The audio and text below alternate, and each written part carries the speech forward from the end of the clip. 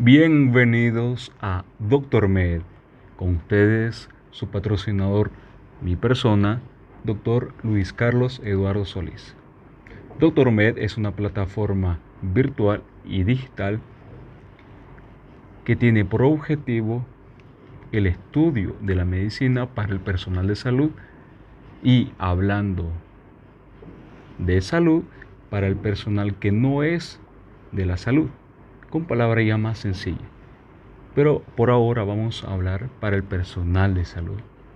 Como anteriormente ya hemos hablado sobre introducción al tejido, tomando en cuenta los 4 principales tejidos: epitelial, conjuntivo, muscular y nervioso. Ahora vamos a escudriñar un poco más cada uno de ellos, iniciando ahora por tejido epitelial. Sabemos que para conocer bien un concepto tenemos que estudiar desde su etimología, que es el estudio del origen de las palabras. La etimología.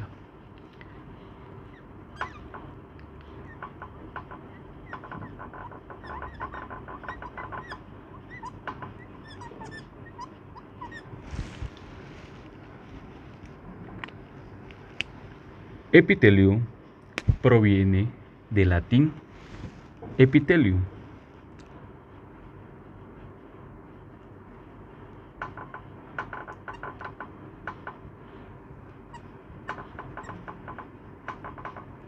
del latín epitelium,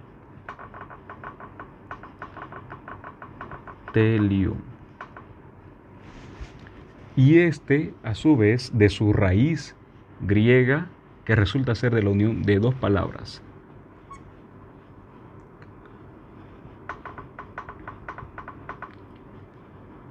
epi, que significa en español sobre, o como otros autores lo dicen, encima, y telium, del griego tele, que significa, aunque ustedes no lo crean, pezón. Esto según la RAE, Real Academia Española. Los antiguos griegos utilizaban la palabra epitele para designar en origen de la papila mamaria. Ahora bien, aunque la etimología en este caso no es similar a la definición, pero siempre es bueno aprender. En cuanto a definición o concepto, mejor dicho,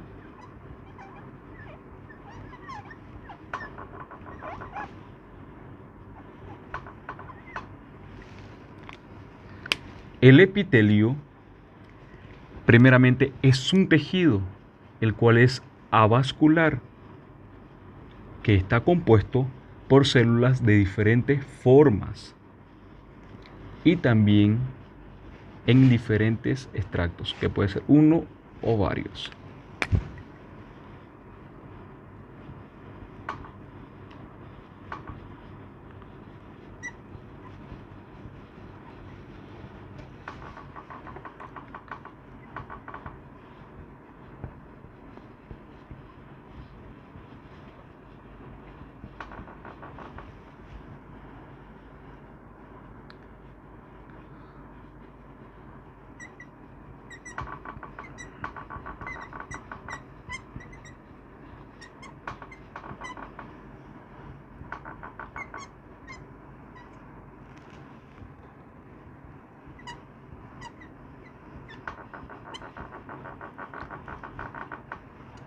Formas: en cuanto a las formas, puede ser planas, cúbicas o cilíndricas. Y en cuanto a los extractos, nos referimos a las capas, que puede ser de una sola capa o de varias capas, simple o estratificado, o también de tipo pseudo, y que tiene por función el revestimiento o recubrimiento. Por ejemplo, reviste la superficie del cuerpo a nivel de la piel y ahí lleva el nombre de epidermis, o a nivel del interior de los vasos sanguíneos llevan el nombre de endotelio, o a nivel del interior de los conductos que comunican el interior con el exterior del cuerpo, como por ejemplo el conducto gastrointestinal, respiratorio o genitourinario, epitelio gastrointestinal, epitelio respiratorio o epitelio urogenital o urotelio.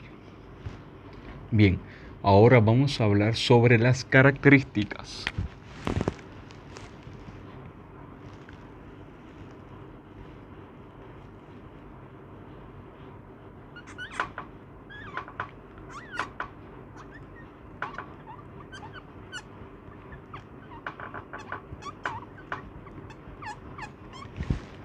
Principalmente vamos a tomarla, por ejemplo,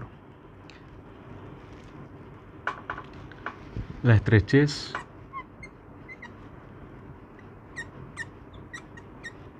celular. Es decir, que sus células están una al lado de la otra, unidas mediante uniones intercelulares, que son diferentes tipos de proteínas que más adelante en este video la vamos a estudiar. Otra característica es aparte de la estrechez celular, la polaridad morfológica de sus caras, ya sea la cara apical, la cara lateral o la cara basal. Esto va a depender de su tipo de lípidos y proteína transmembrana que se encuentran a nivel de sus membranas de cada cara. Como tercera característica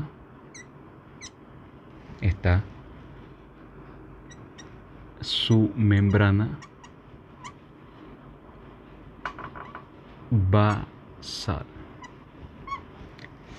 Todas las células epiteliales descansan sobre un colchón que es la membrana basal. En esta membrana basal se encuentran diferentes tipos de polisacáridos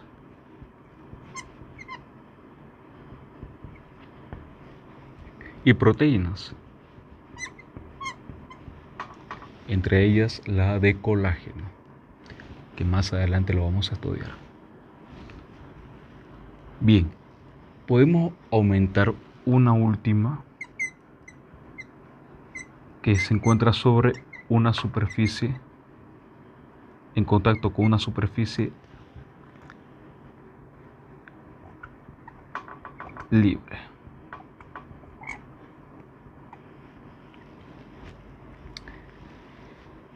Pero hay un tipo de tejido epitelial que no se encuentra sobre una superficie libre. Es sobre todo el de tipo glandular, el epitelio que forma glándulas. Ahí el epitelio va a recibir el nombre de tejido epiteloide. ¿Por qué? Ya que puede tener una estrechez entre sus células, polaridades morfológicas distintas de sus caras y descansar sobre una membrana basal, no tiene una superficie libre. Esta la encontramos a nivel de las células de Leydig en el testículo, las células luteínicas a nivel del ovario, los islotes de Langerhans en el páncreas, entre otras. Ahora bien,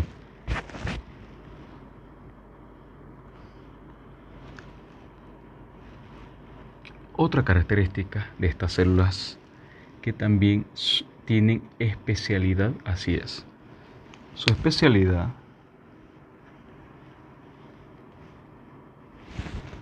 que lo vamos a tener, sus células especializadas. Por ejemplo, las células epiteliales a nivel visual, olfatorio, gustativo y táctil. Vendría a ser como la quinta característica.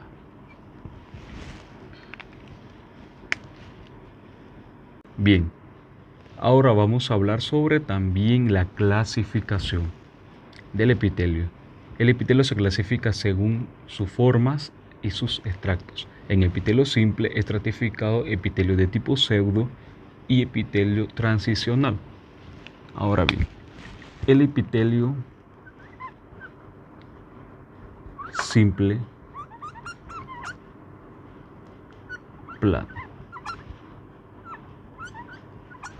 es un epitelio de una sola capa o extracto, el cual es de forma plana, con células planas.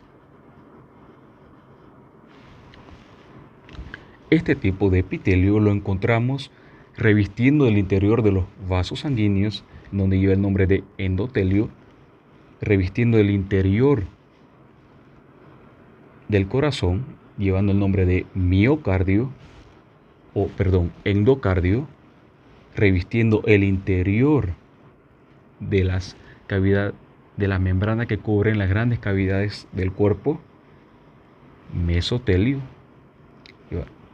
y el interior del parénquima pulmonar, el alvéolo y la cápsula de Bowman. A nivel del endotelio del sistema nervioso central, tiene la función de barrera.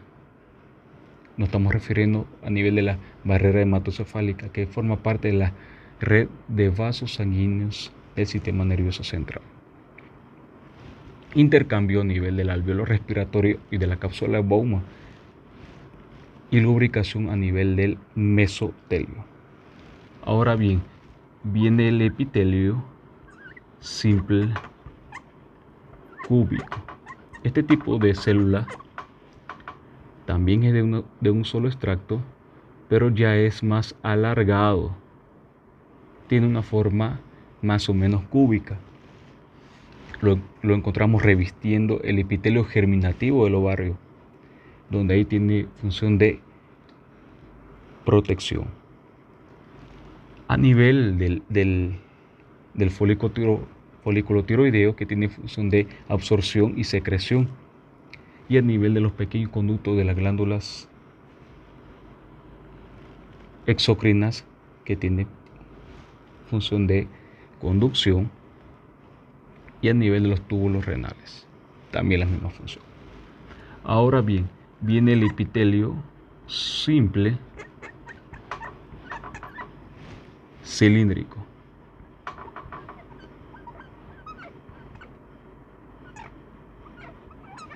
Este tipo de células no es plana, no es tampoco cúbica, es más alargada, pero de un solo extracto. Este tipo de epitelio se encuentra revistiendo el interior de la mucosa gástrica, el interior de las glándulas de la mucosa gástrica, el tubo intestinal y el colon. Y a nivel de la vesícula biliar tiene función de absorción y secreción. Por ejemplo, a nivel gástrico, intestinal, absorción de nutrientes y secreción, por ejemplo, a nivel del estómago, del ácido clorhídrico, como para tomar un ejemplo o llevar a cabo un ejemplo. Bien. Luego, después de este, viene el epitelio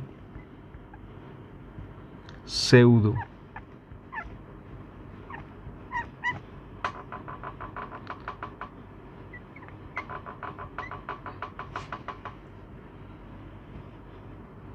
cilíndrico. El epitelio pseudoestratificado cilíndrico es un epitelio similar al cilíndrico, pero que en algunas regiones lleva solamente una capa, por eso que es de tipo pseudo, y este se encuentra limitado a nivel del árbol bronquial, tráquea y el conducto deferente del epididimo, y tiene función de conducción, pero también de absorción y secreción. Ahora bien, También encontramos el epitelio estratificado, plano.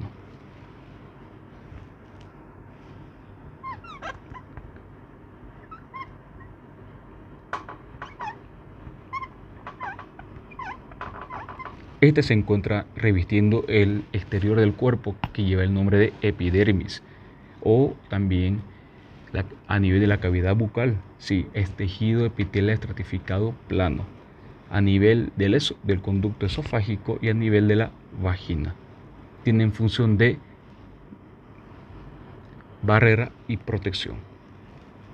Luego viene el epitelio estratificado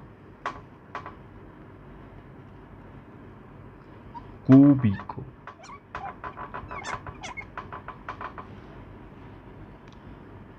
Este lo podemos llenar así, más o menos para tener una idea. Y este cúbico, con otros extractos. Bien, a nivel de este tipo de epitelio estratificado cúbico, lo encontramos a nivel de los conductos de las glándulas sudoríparas, a nivel de los grandes conductos de las glándulas exócrinas y a nivel de la unión anorrectal, y tiene función de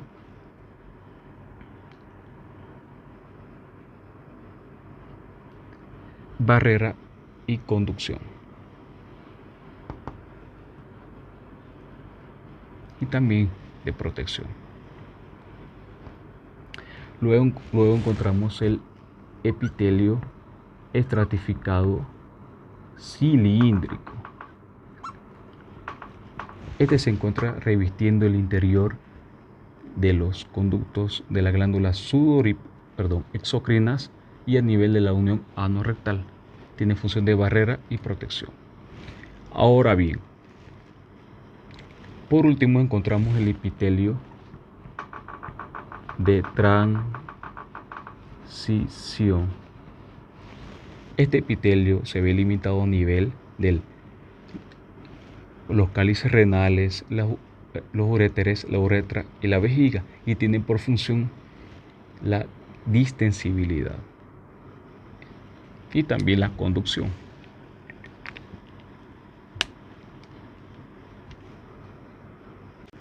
Bien, también ahora vamos a hablar sobre la polaridad morfológica de sus caras.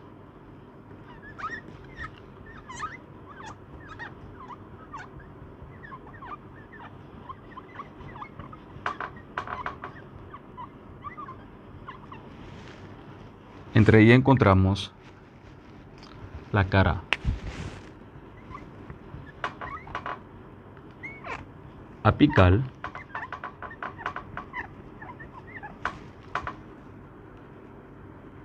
la cara lateral y su cara basal o región basal. Ahora bien, la cara apical. En la cara apical encontramos 4 tipos de estructura. La última se clasifica en 4. La cara apical encontramos proteínas transmembranas que cumplen las funciones de canales iónicos.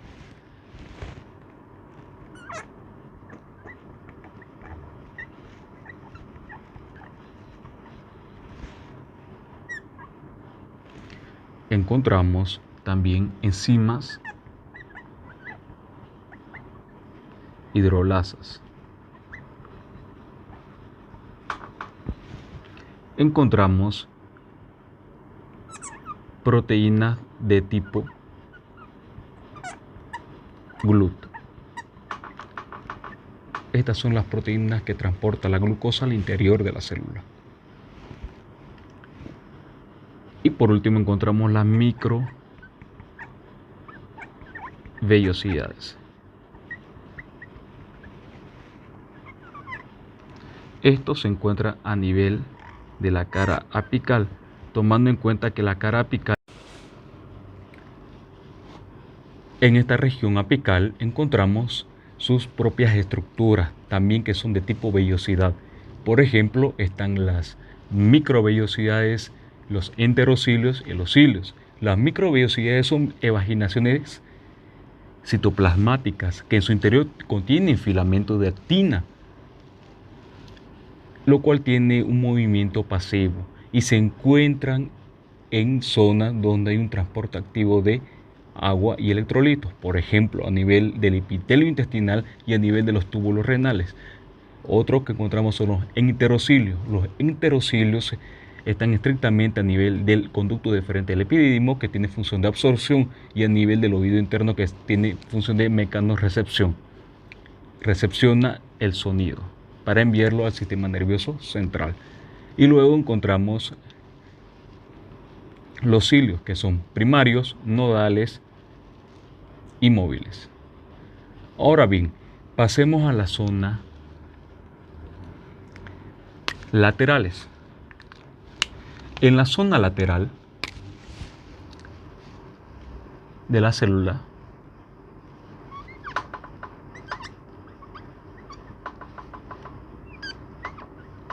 o cara lateral encontramos tres tipos de zonas. La zona ocluyente, la zona adherente y la unión comunicante. Ahora bien, en la zona ocluyente es la zona que se encuentra más arriba de la célula, es decir, como por ejemplo vemos aquí, la zona ocluyente se encuentra cerca de la región apical, y ahora vamos a observar desde la zona ocluyente de abajo hacia arriba. En la zona ocluyente encontramos diferentes tipos de familias proteínicas. Por ejemplo, están las claudinas, ocludinas, las proteínas pertenecientes a las moléculas de adhesión pertenecientes a la superfamilia de las inmunoglobulinas y las tricelulinas. Las claudinas forman parte de la columna vertebral de esta zona ocluyente.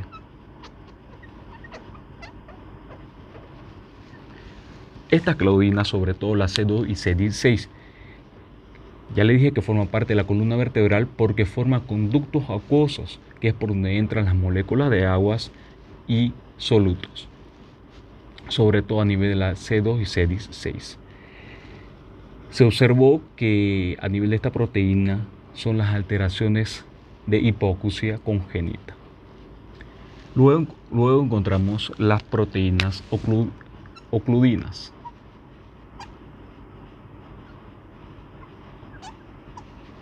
Las proteínas ocludinas tienen función de barrera, es decir, que no permite que se introduzcan, por ejemplo, los lípidos ni las proteínas desde la región apical hacia las regiones laterales.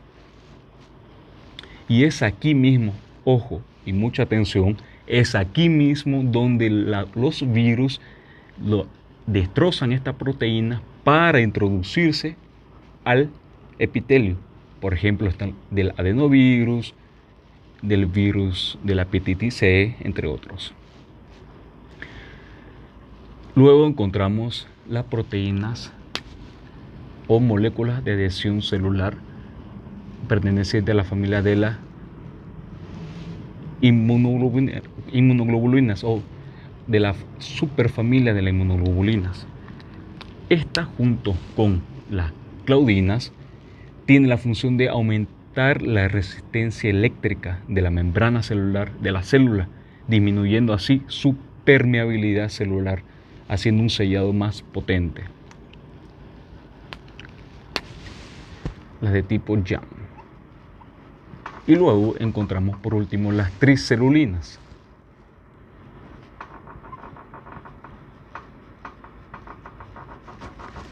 Estas proteínas están compuestas a su vez por tres tipos de proteínas más pequeñas y son las que se encargan del sellado a nivel cuando se encuentran tres tipos de células epiteliales. ya esto es ya cerca de la región, prácticamente en la superficie de la célula, a nivel casi lateral apical.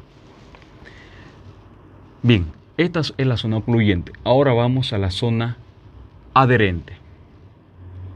La zona adherente está compuesta por la zona adherens, que es donde se encuentra en contacto con los filamentos de actina, y la zona de la mácula adherente, que se encuentran las proteínas en contacto con los filamentos intermediarios. En la zona adherens se encuentran dos tipos de proteínas, que son las caderinas y las nectinas, pero vamos a hablar de todas estas, que en total la que tienen mayor tipo de estudios son 5 tipos de familias proteínicas. Ya mencioné 2, que son las caderinas, las nectinas, también entran las integrinas, las selectinas y las proteínas pertenecientes a la familia de las inmunoglobulinas o superfamilia de las inmunoglobulinas. Vamos primero con las caderinas.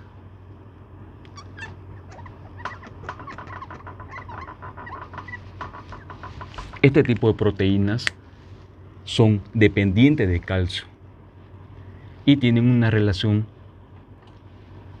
homotípica, es decir, que se relacionan con proteínas similar a ella. Por ejemplo, se relacionan con la proteína que se encuentra en la otra célula, en su cara interna de la célula que se encuentra al lado, que son las cateninas, y posteriormente con las vinculinas, y así se enlazan con los filamentos del citoesqueleto de la célula que está al lado, que es el citoesqueleto conformado por los filamentos de actina, que están en forma vertical, y los filamentos intermediarios, que están en forma horizontal. Es similar a la estructura metálica de un edificio, cómo se enlazan. Bien, ahora entramos con las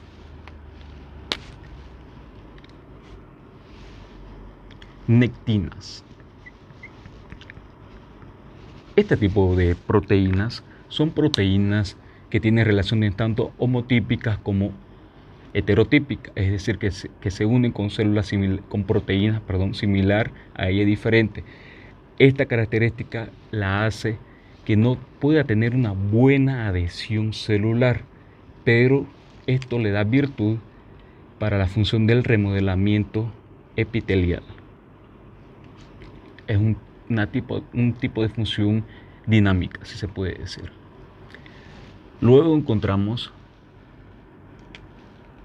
y son independientes de calcio, luego encontramos las integrinas. Mucho ojo con esta.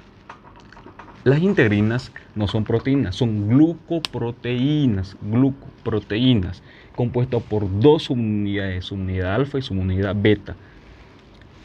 Estas integrinas tienen relaciones heterotípicas y se relacionan con proteínas que se encuentran más abajo, casi ya a nivel de la membrana basal, como por ejemplo el colágeno, la fibronectina, las lamininas, que son proteínas de la matriz extracelular, pero también se enlazan con los filamentos de actina y de actinina, los filamentos intermediarios. Luego encontramos las proteínas pertenecientes a las selectinas. Estas selectinas se expresan a nivel de la célula endotelial, justamente cuando entran en contacto con un leucocito o un glóbulo blanco para su adhesión celular. También tiene que ver mucho en la orientación que dan a nivel de la linfa para los linfocitos, una de las funciones de ella. Otra, por último, son las proteínas que pertenecen a la superfamilia de las inmunoglobulinas, pero este tipo de proteínas tienen que ver más que todo a nivel de las reacciones inmunológicas. Bien, por último encontramos antes de llegar a la unión comunicante, encontramos la mácula densa. La mácula densa No es una zona como la que estamos estudiando, la ocluyente o la adherente, pero sí vale la pena su consideración porque es donde se realiza uniones herméticas de sellado bien fuertes. Por último encontramos la unión comunicante. La unión comunicante está compuesta por proteínas de tipo conexinas. Estas forman conductos o poros para la comunicación intercelular o paracelular de izquierda a derecha, comunicándose y enviándose, por ejemplo, moléculas reguladoras, pequeños metabolitos y también iones. Uniones comunicantes. Y se limita a nivel de los músculos, de las células del músculo liso, vascular, esquelético y cardíaco. Uniones comunicantes. Muy bien. Ahora que ya terminamos con la región lateral, nos dirigimos a la región basal.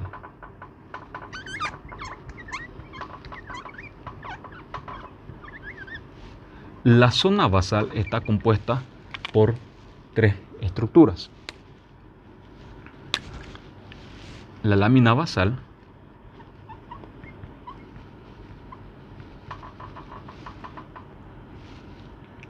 la unión matriz extracelular, célula y por último los repliegues basales, cada uno con diferente tipo de características. Esto obviamente es a nivel de la microscopía electrónica. A nivel de la membrana basal definimos primeramente es la membrana en donde descansa la célula epitelial en su parte inferior, que está subyacente al epitelio y suprayacente al tejido conjuntivo. La membrana basal, como ya lo mencioné, está compuesto por la lámina basal, unión de la matriz extracelular y los repliegues basales. La lámina basal encontramos que es una zona electrodensa inferiormente y electrolúcida más superiormente, la parte que está en contacto con la parte de abajo del epitelio. La zona electrodensa. En la zona electrodensa encontramos, es más o menos de 40 a 60 nanómetros, de 40 a 60 nanómetros de tamaño, y ahí encontramos filamentos de 3 a 4 nanómetros. Y ahí es donde encontramos al colágeno. Encontramos también la fibronectina, laminina y otro tipo de glucoproteínas y proteoglucanos que son muy importantes. Bien, como estamos mencionando, más arriba encontramos una zona electrolúcida. Esta zona electrolúcida encontramos estructuras que son de menor cantidad, pero son importantes. Por ejemplo, encontramos las moléculas que son receptores de fibronectina y laminina, que pertenecen a la familia de las integrinas, que ya lo mencioné anteriormente. Bien, ahora dentro de esta zona primeramente electrodensa, ya mencioné que está el colágeno. Por ejemplo, hay varios tipos de colágeno. Colágeno tipo 4, uno de ellos, que es el 50% del colágeno que se encuentra en esta zona. Después encontramos el colágeno tipo 15, que se encuentra sobre todo a nivel de la membrana elástica externa del músculo, que tiene función de estabilización. También encontramos el colágeno tipo 18, que tiene más que todo función a nivel de la remodelación o angiogénesis vascular. Y también encontramos el colágeno de tipo 7.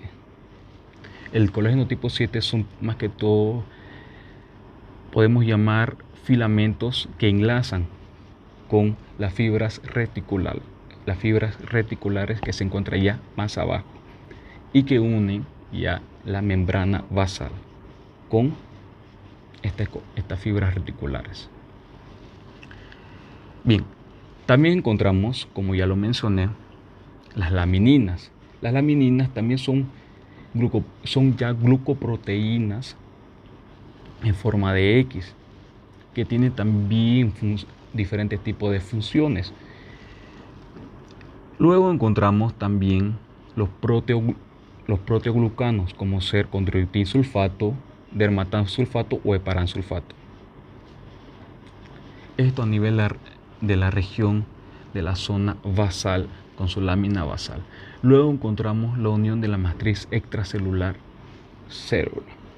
En esta zona se encuentra una parte que son más que todo que integran con los filamentos de actina, que son las uniones adherentes, y las otras son los hemiendosomas, que establecen relaciones con los filamentos intermediarios. Recordemos que estos filamentos forman parte del citoesqueleto de la célula. Y por último encontramos los repliegues basales. Estos repliegues basales ayudan a dar un aumento en la superficie basal. Y así se encuentran proteínas y conductos en esas zonas. Bien amigos, con eso terminamos epitelio. Hemos escudriñado más a detalle cada una de esas moléculas. Espero que les haya servido y de corazón les deseo todo lo mejor. Con ustedes, su patrocinador, Dr. Luis Carlos Eduardo Solís, Dr. Med.